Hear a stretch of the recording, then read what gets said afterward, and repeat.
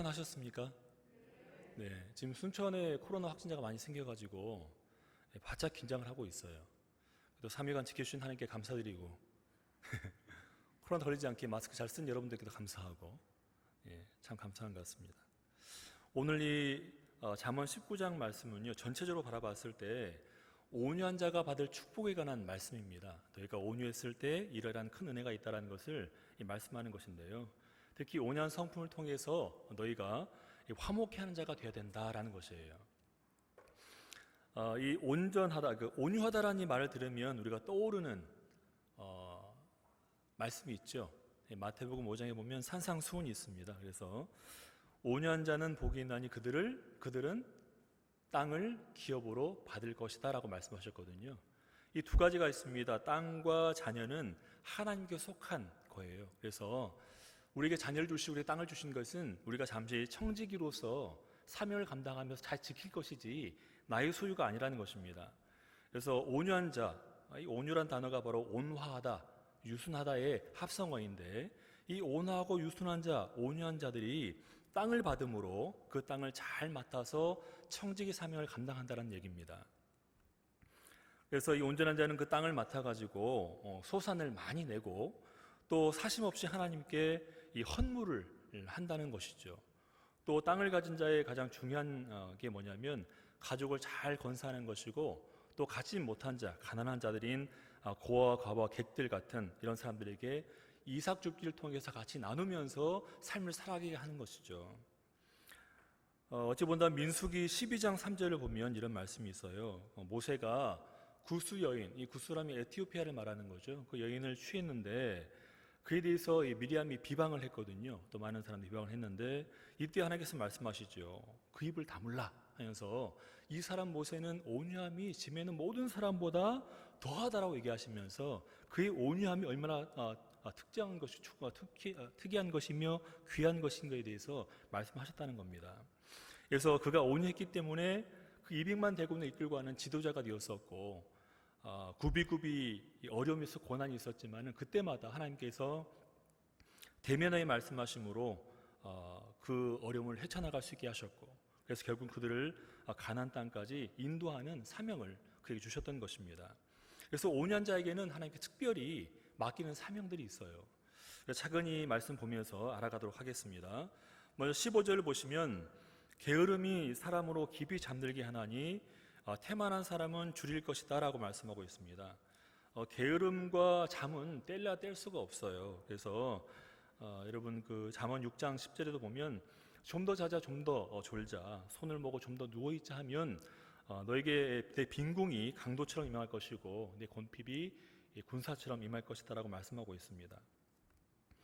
잠깐의 유혹에 못 이겨서 더 눕게 된다면 그런 엄청난 일들이 벌어진다라고 말씀하고 있는 거예요. 생활에 필요한 만큼 잠을 자는 것은 단잠이라고 이야기합니다. 나태함이 아니고. 그래서 이 단잠은 하나님의 귀한 축복일 수 있죠. 그래서 시편 127편 2절 보면 너희가 일찍 일어나고 늦게 누우며 수고한 것을 먹는 것이 허망하다 말씀하시면서 그러므로 여호와께서 그의 사랑하신 자들에게 잠을 주신다 말씀하셨어요. 그래서 아까 제가 요 앞에서 기도하면서 잠깐 이렇게 했는데 졸음이 와가지고 제가 꾸벅꾸벅 잤어요. 앞에서 하나님 나를 사랑하시는구나를 깨닫게 됐습니다. 그러나 게으른 자들에게는 이 심신을 움직이는 것조차 이게 마치 대단한 고역처럼 느껴지는 거예요. 그래서 나태함으로 잠에 빠집니다. 이 잠은 육적인 잠일 수도 있겠지만 영적인 잠으로까지 이어진다는 겁니다. 필요 이상으로 잠을 자게 되면, 나태하게 되면 심신은 허약해지고 보다 높은 차원의 삶을 살아가는데 굉장한 지장을 주게 되죠. 특히 우리가 경계해야 될 것은 영적인 수명 상태인 것이죠. 요즘 코로나 때문에 비대면 예배하다가 이제 대면 예배를 약간 전환되었어요. 그래서 성도들 가운데 30%만 입장할 수 있게 돼 있죠. 근데 제 동기들이나 여러 목사님들께 여쭤보면 교회 인원의 30%라 얘기하자면 막상 예배드려 보면 20%도 안 찬다는 겁니다. 얘기가 뭐냐면 코로나19 때문에 물론 개인적인 영적의 어떤 신학의 성숙은 있을 수 있어요. 하지만 이 모임에 대해서 그전에 어떤 거룩한 어떤 부담감들이 많이 없어져가지고 이게 나태함으로 연결될 수 있다는 것입니다.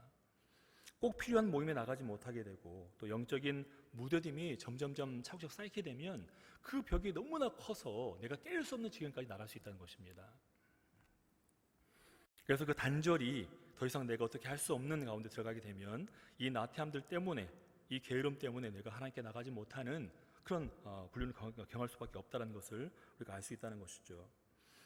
어떤 태만한 사람은 줄일 것이라고 말씀하셨어요. 태만하다, 나태하다. 육적 태만은 줄임을 줄 수밖에 없습니다. 또 육적 태만은 또 영적인 태만 역시 주어서 영적인 빈곤이 있을 수밖에 없다라고 말씀하고 있습니다. 영혼의 문제에 있어서도 마찬가지예요. 게을러 가지고 구원에 대한 염려라든지 어떤 수고를 우리가 전혀 하지 않는다면 생명과 영혼의 어떤 행복을 우리가 맞아들일 수가 없다는 것입니다. 또 17절을 보시면 가난한 자를 불쌍히 여기는 것은 여호와께 꾸어드리는 것이니 그의 선행을 그에게 갚아 주실 것이다 말씀하고 있습니다. 하나님께서 꾸는 것이다라는 거죠. 우리가 선행할 때마다 예수님께서도 말씀하셨어요. 지극히 작은 소자에게 대하는 것이 곧 나에게 대하는 것이다 라고 말씀하셨습니다. 그러므로 하나님을 사랑하는 우리 모두는, 또 그런 사람들은 바로 곁에서 도움을 구하는 자에게 무참히 그 모든 걸 묵살하는 것이 아니라 도움을 청할 때마다 그를 도와주고 돌봐주는 것이 당연하다는 것입니다. 이런 자선에는 두 가지 의무가 있어요. 또 어떤 생각들이 있는데, 첫째는 긍휼이란 단어입니다. 긍휼함 없이 자선할 수 없다는 것이죠. 이 자선은 마음에서 우러나는 긍휼은 마음에서 우러나는 자선의 내적 원리입니다. 가난한 사람을 불쌍히 여기는 것 당연한 것이죠. 그에게 손을 내미는 것도 당연한 것입니다. 왜냐하면 긍휼이라는 그 단어가 몇 번 제가 말씀드렸지만은 긍휼은 히브리 어원으로 라햄이에요. 이 라햄은 여성의 자궁을 이야기합니다. 그래서 10달 동안 아이를 품고 같이 생명을 유지하다가 그 아이가 자궁을 찢고 나왔을 때 그 아이를 향하는 어머니의 지극한 사랑, 끊을 수 없는 그 사랑을 표현할 때 긍휼이라는 단어를 쓰게 됩니다. 그래서 이 긍휼함은 하나님께서 우리를 택하신 사랑을 말하는 것이거든요. 그 무엇으로도 끊을 수 없는 사랑을 얘기할 때 이 긍휼을 이야기합니다. 고린도전서 13장 3절을 보면 이런 말씀이 있어요. 내가 내게 있는 모든 것을 그들에게 베풀고 또 내 몸을 불사르도록 내어줄지라도 사랑이 없으면 아무 의미가 없다라고 말씀하고 있어요. 사랑이 없이 허례허식으로 하는 것들은 의미가 없다라는 것입니다. 그래서 긍휼한 마음이 반드시 있어야지만이 온전한 사랑을, 또 온전한 자선을 베풀 수 있다라고 말씀하고 있는 것이죠. 두 번째는 관대와 후사가 필요합니다. 우리는 가난한 사람을 불쌍히 여길 뿐만 아니라 그들의 필요를 채워줘야 됩니다. 우리가 우리 능력치 허락하는 대로 말이죠. 야고보서 2장 15절과 16절에 보면 이런 말씀이 나옵니다. 형제나 자매가 헐벗고 양식이 없는데 너희가 쓸 것을 주지 않으면 무슨 소용이 있느냐라고 말씀하고 있어요. 그들이 필요한 것을 주어야 된다라고 말씀하고 있는 거죠. 가난한 자에게 줄 뿐만 아니라 가난한 자를 위해 일하는 것 역시 이 자선이라고 말씀하고 있습니다. 또 이렇게 자선한 자들에게는 하나님께 꾸어주는 것으로 하나님께서 여기신다고 말씀하시면서 하나님께서 진 빚은 반드시 갚으시거든요. 여러분들도 빚을 져보거나 혹은 빚을 내준 적이 있으시겠죠? 없군요. 없으면 괜찮죠. 좋죠. 아예 줘버렸든지 더 좋습니다. 하지만 빚을 갖고 있다고 하면 빚은 갚아야 되거든요. 더욱이 정의롭고 공의로우신 하나님께서 빚을 갖고 있다면 그 빚을 갖고 가겠습니까? 모른 척이 있어요? 전혀 그렇지 않습니다. 하나님은 갑절의 은혜로 채워주시거든요. 베풀어 주십니다. 반드시 갚으십니다. 그러므로 우리가 진정히 삶을 살아갈 때 가난한 자를 도우면서 또 불우한 이웃을 도우면서 그들 위해서 기도한다면 우리를 향한 하나님의 그 풍부하신 은혜가 갑절의 은혜로 임한다는 것을 잊지 말아야 됩니다. 물론 그 은혜를 바라면서 도와준다면 너무 마음이 악한 자일 수 있겠지만 우리가 그걸 바라지 아니하고 그를 그 자체를 사랑하는 마음으로, 그래서 긍휼이 필요하다고 얘기한 것입니다. 긍휼한 그 마음을 가지고 그를 도울 때 하나님께서 갚으신다라는 그 말씀을 잊지 마시길 부탁을 드립니다. 그래서 이웃에게 선한 영향력을 끼치면서 또 하나님의 영광을 돌리는 삶을 사는 성도들에게는 현세적 지금 이 삶의 순간과 또 영적인 영원한 복으로 그 삶 속에 갚으신다라고 분명히 말씀하고 있습니다. 자, 18절 보시면 내가 내 아들에게 희망이 있은즉 그를 징계하되 죽일 마음은 두지 말지니라고 돼 있어요. 악하고 어리석은 길로 접어드는 자녀가 보인다면 혹독하게 이야기를 해서 돌이켜야 될 줄로 믿습니다. 자녀가 어떤 그 삶 속에서 부패한 성품이 엿보이거나 혹은 그 아이가 악습으로 굳어지기 전에 손을 대는 것은, 억제하는 것은 당연한 것이죠. 그게 바로 청지기의 사명 아니겠습니까? 그런데 이 고대 강력한 가부장제 속에서 마치 자녀의 생명이 부모에게 속한 것처럼 행동했던 것이 참 많았었습니다. 지금도 얼마 전 뉴스에 보면 나왔었죠.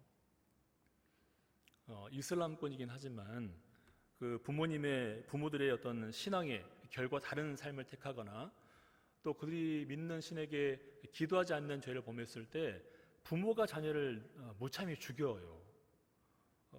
명예살인이다라는 프레임을 씌워가지고 아이나 그 부모를 서로 이렇게 죽이는 겁니다. 분명한 것은 생명은 하나님의 것입니다. 사람이 함부로 할 수가 없는 것이거든요. 근데 이렇게 율법적인 부분을 내세우면서 버젓이 명예살인을 하며 사람을 죽이고 있는 겁니다. 물론 영적인 부분도 마찬가지예요. 그러나 성경에서는 이렇게 말씀하고 있어요. 자식의 생사 문제는 성읍 장로들에게 물어서 그를 통해 결정할 수 있도록 해라, 위임해라라고 얘기하고 있습니다. 왜냐하면 스스로의 분노 때문에 자녀를 해칠 수 있기 때문에, 내가 완전자가 아니기 때문에 자녀에게 나의 모든 감정을 쏟아붓다가 그 아이를 잘못할 수 있기 때문에 주위의 어른들에게 혹은 성읍 장로들에게 이 모든 걸 위임하도록 하라라고 신명기에 말씀을 하고 있습니다. 여러분, 징계란 무엇일까요? 징계라는 것은 회육하기 위한 방법인 것입니다. 이 징계가 살인의 도구가 되면 안 된다는 것이죠. 또 여러분, 귀한 자식이라면 내가 때려서 돌이키는 게 낫지 다른 사람한테 맞고 오면 좀 그렇잖아요. 그렇지 않습니까? 하나님이 손을 대시기 전에 우리가 먼저 그 자녀를 돌이킬 수 있다면 그게 가장 좋은 방법 아니겠습니까? 체벌이라는 것은 본질적으로 사랑의 기반이 돼야 됩니다. 사랑의 기반이 되지 아니하면 그것은 가혹한 학대일 뿐인 것입니다. 분노심에 사로잡혀서 마치 죽일 듯한 마음으로 그 아이를 징계한다면 그건 옳지 않다는 것입니다. 바른 징계를 받으면서 자란 그 자녀는 방임적인 부모 밑에 자란 자녀보다 훨씬 낫습니다. 인생의 고통이라든지 불행에 처할 확률이 훨씬 적다라는 통계가 나와 있어요. 다음 19절을 보시면 노하기를 맹렬히 하는 자는 벌을 받을 것이다. 내가 그를 건져주면 다시 그런 일들이 생길 것이다라고 말씀하고 있어요. 이미 무절제하고 성마른 성품이 고질화된 사람은 아무리 말을 해도 듣지 않습니다. 회유해도 넘어오지 않습니다. 하지만 그의 인생은 분노하다가 비애가 끊이지 않는 것이죠. 이런 자에게 회유하는 것, 이례적인 있을 수 있겠지만은 계속 그렇게 돌이킬 수는 없어요. 그래서 권유하고 억제시키는 것은 한계가 있죠. 마치 밑 빠진 독에 물을 붓는 것과 똑같습니다. 그런데 이 분노하는 것은 결단코 옳지 않습니다. 왜냐하면 이 분노는 하나님의 영광을 가린다라고 분명히 말씀하고 있어요. 여러분도 경험이 있겠지만 애가 밥 잘 먹다가 밥을 흘려도 화를 내잖아요. 양복하고 다 주일날 양복도 잘 입고 깨끗하게 입고 양말도 아주 까슬까슬하게 바른 양말 신고서 가려고 하는데 부엌에서 물을 먹고 싶은 거예요. 물 먹으러 갔다가 물을 밟았어요. 순간 분노가 확, 저만 그렇군요. 차를 운전하다가 앞에 차가 급한 모양입니다. 끼어들었어요. 듣지 못하던 말을 막 이렇게 한다는 거죠. 여러분, 순간순간 분노하다 보면 쌓이게 되고 마치 무감각해져서 전혀 다른 사람이 될 수가 있는 거죠. 분노는 결단코 옳지 않습니다. 하나님의 영광을 가리기 때문입니다. 여러분, 모세를 보세요. 너무 안타깝습니다. 이 구절 볼 때마다. 민수기 20장을 보면 모세가 반석에 물을 내면서 분노해가지고 그가 결국에는 가나안 땅을 밟지 못합니다. 40년간 좀 그런 말로 쌩 고생을 했는데 몇 미터 앞에다 두고 어디 유행가처럼 들어가지 못하는 거예요. 왜 그랬을까요? 모세가 피로감이 있었던 겁니다.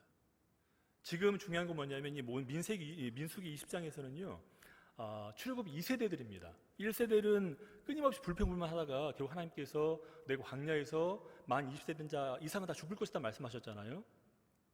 그들은 다 죽었어요. 죽고 이제 2세대, 그러니까 20세 이하였던 사람들이 이제 커가지고 성장해가지고 그들 앞에 있는 겁니다.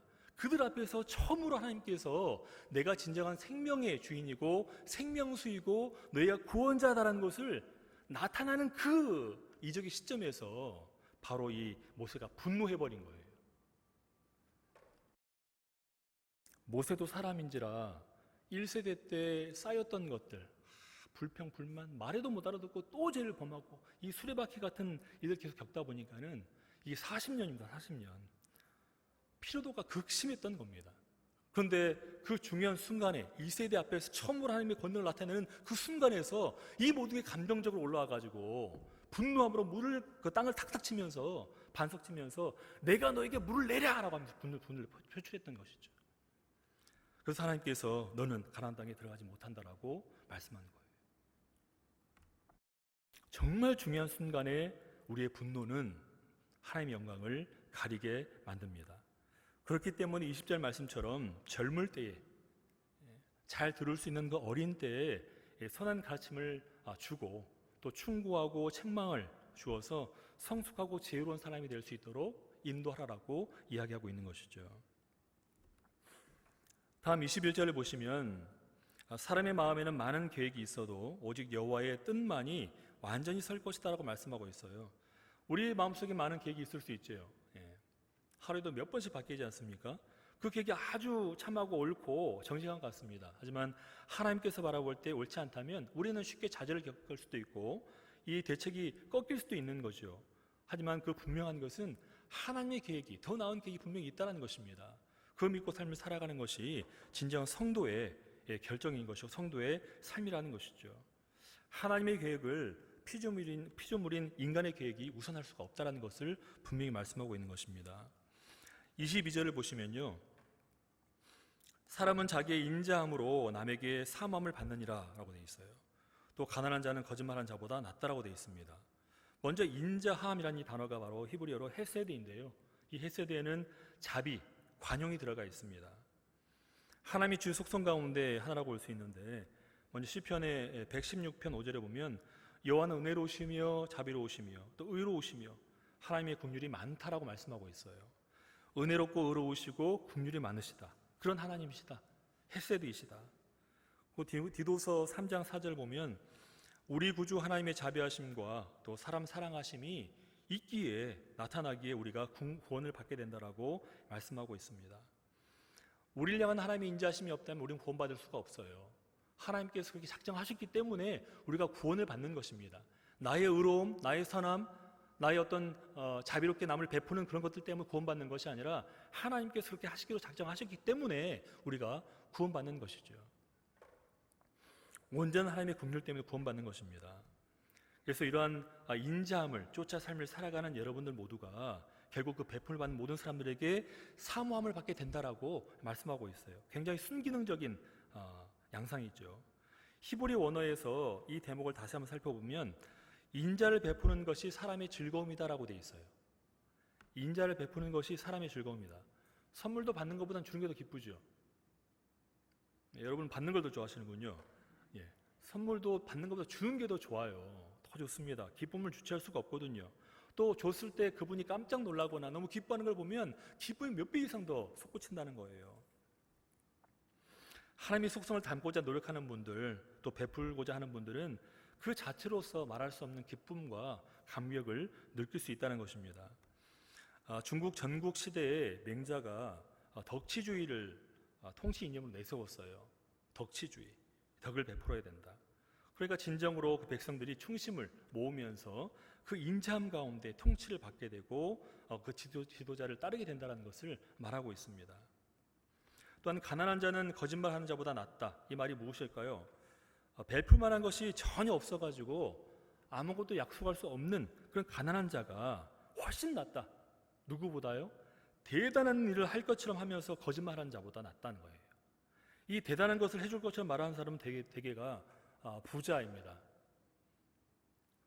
혹 이 가운데 부자가 계시면 죄송합니다. 근데 진짜 부자는요, 돈을 사랑하는 자입니다. 그러니까 여러분 해당되지 않아요.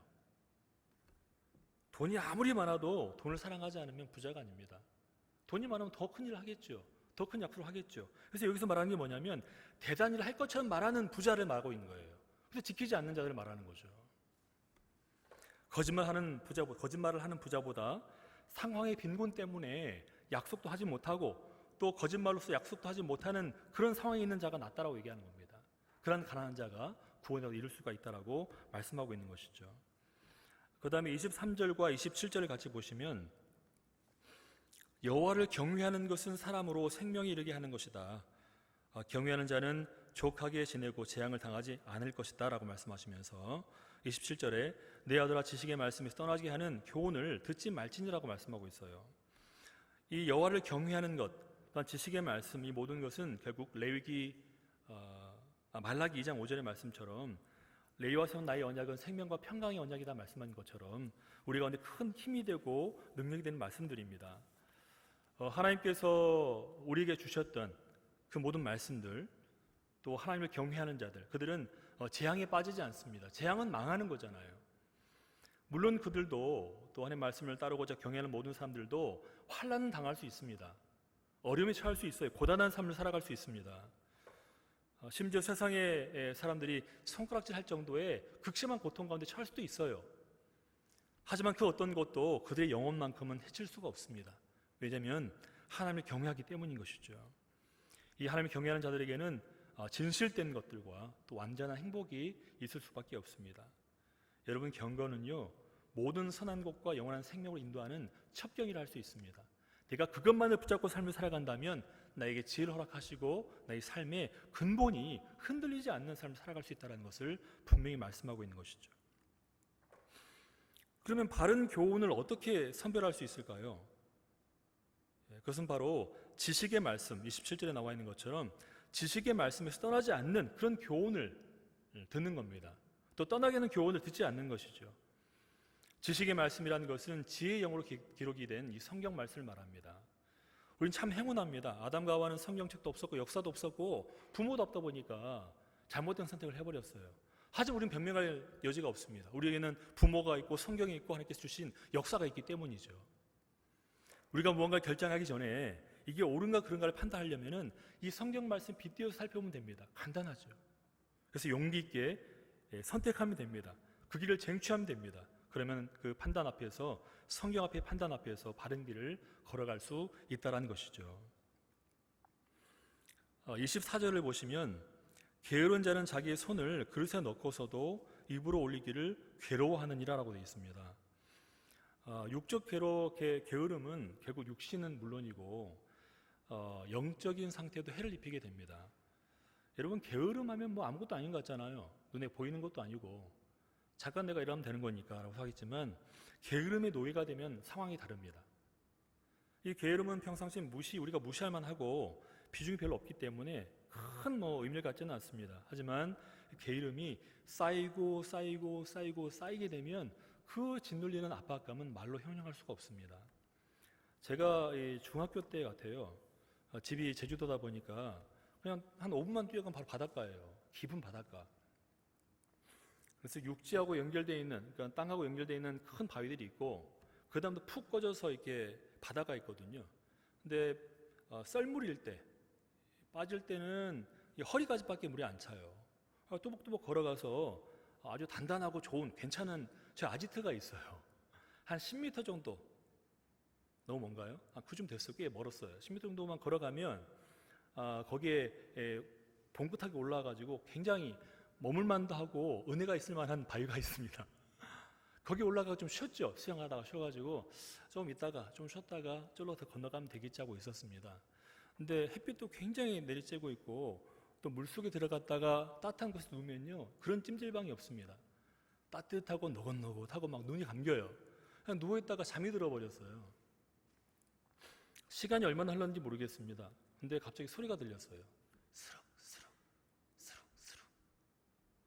뺨과 제 몸의 일부가 자꾸 간지럼 피는 같은 느낌이 들었어요. 이상하다. 느낌이 좀 이상하다. 그랬죠. 근데 좀 지나니까 제 몸이 살짝 붕 떴다 달딱 가라앉고 붕 떴다 가라앉고 그런 거 있는 거예요. 깜짝 놀랐죠. 눈을 살짝 떠보니 여기 물이 살랑살랑하고 있는 거예요. 어떤 상황인지 아시겠습니까? 지금도 제가 밤에 그런 꿈을 꾸면 약간 좀 보탠다면 오줌 지릴 정도로 무섭다니까요. 그때 그 공포가요. 눈을 딱 떠더니 온통 회색빛이고 일어나 봤더니 땅이 없어요. 다 물인 거예요. 물 한가운데 제가 떠 있는 겁니다. 그 작은 돌에 의지해가지고 죽을 뻔했죠. 정신 차리고 가만히 봤더니 좀 깊은 곳이 있는데 내가 힘껏 수영하면 저기 닿을 것 같아요. 거기는 제 목까지 타는 곳이기 때문에 죽을 둥말둥 수영을 해가지고 가가지고 거기에 발을 내딛는 순간 목까지 차는 겁니다. 숨을 내쉬면서 살았다 해서 살았다. 얼른 뛰어가가지고 걸어가가지고 바위로 올라갔어요. 처음에 물이 없었기 때문에 아무 상관이 없었거든요. 너무 재밌게 행복하게 보냈습니다, 시간을. 근데 좀 지나고 나서 제가 나태하게 또 내가 방심하였더니 바닷물이 쫙 들어와가지고 제가 건널 수 있는 그런 모든 바위가 없어져 버리고 빠질 수밖에 없는 그런 큰 물이 나에게 엄습해 왔던 거죠. 게으름은 그렇습니다. 존재가 없는 것 같지만 순간의 상황 판단을 잘못해서 그곳에서 머물게 되면 결국 나의 생명을 옥죄는 그런 아주 무서운 도구로 바뀌게 된다는 것입니다. 다음으로 25절 보시면 교만한 자를 때리라 그리하면 어리석은 자도 지혜를 얻을 것이다. 명철한 자를 견책하라 그리하면 그가 지식을 얻을 것이다 말씀하고 있습니다. 거만한 자를 벌하면 어리석은 자가 지레 겁나서 어떤 반사 효과로 반면교사 삼아가지고 유익함을 얻을 수 있다, 깨우칠 수 있다는 얘기겠죠. 그래서 본보기가 되어서 삶을 다른 방향으로 바꿀 수 있다고 말씀하고 있습니다. 명철한 자를 견책하는 것은 좋다. 왜냐하면 그에게 득이 되기 때문에. 그럼 우리가 명철한 자가 자인지 아닌가를 어떻게 우리가 알 수 있을까요? 다른 사람의 충고를 받거나 견책을 들었을 때 아이고 맛있다 감당할 수 있다면 명철한 자를 알 수 있습니다. 하지만 분노하고 네가 나를 너나 똑바로 이렇게 한다면 명철한 자의 대열에서 약간 멀어졌다라고 생각할 수 있겠죠. 그래서 우리는 항상 낮추고 보다 겸허하게 우리가 삶을 살아가야 됩니다. 28절 보시면 망령된 증인은 정의를 업신여기고 악인의 입은 죄악을 삼키느니라 말씀하고 있습니다. 망령된 증인이라 얘기했을 때 증인의 어떤 서기에서 거짓말로 다른 사람을 속이는 걸 말하는 거죠. 그래서 10계명에도 거짓 증거하지 말라라고 돼 있어요. 또 내 이웃에 대해서 거짓 비방하지 말라라고 말씀하고 있고요. 왜냐하면 이 망령된 증인의 그 한마디 한마디 때문에 이웃이 피해를 입게 된다는 것입니다. 다른 사람이 화를 주는 거짓 맹세하지 말라라고 말씀하고 있어요. 이러한 거짓 증거를 하는 자들에게는 그 안에 큰 불의가 담겨 있고 또 불경건함이 온전히 차 있습니다. 그래서 탐욕까지 있어가지고 죄 짓는 것에 대해서 아무런 어떤 부담감이라든지 그런 괴로움을 느끼지 못한다는 겁니다. 또한 그런 기회를 마련하면서 다른 사이에 빠지는 것까지 기뻐한다는 것이죠. 그렇기 때문에 29절에 나와 있는 심판주이신 하나님이 필요하다고 얘기하고 있습니다. 심판은 거만한 자를 위하여서 예비된 것이고 채찍은 어리석은 사를 위해서 예비된 것이다. 이 거만한 자는 심판통에서 뜨거지나는 지옥에 빠지겠지만은 어리석은 자, 분간치 못하는 자는 채찍을 통해 다시 돌아올 수 있는 기회를 허락하시겠다고 말씀하고 있습니다. 말씀을 마치겠습니다. 우리는 진정 지식의 말씀에서 떠나면 안 됩니다. 그 지식의 말씀을 끝까지 지키고 또 경주하고 읽고 묵상하여서 우리 마음속에 철강사에 새기는 글자처럼 전혀 변하거나 바래거나 떠나지 않도록 우리가 그 말씀을 붙잡아야 됩니다.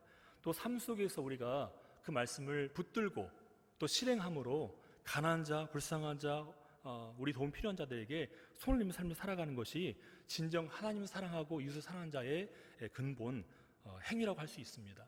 여러분 모두가 그런 삶을 사시길 부탁을 드리고 지금 이 순간부터 진정 나에게 도움을 거는 자에게 내가 기도를 하고 그를 위하여서 마음을 쓰는 나의 24시간의 모든 시간 가운데 일부를 내어서 그를 위해서 기도하는 그런 자가 되겠다는 다짐을 하는 여러분 되시기를 부탁을 드리겠습니다.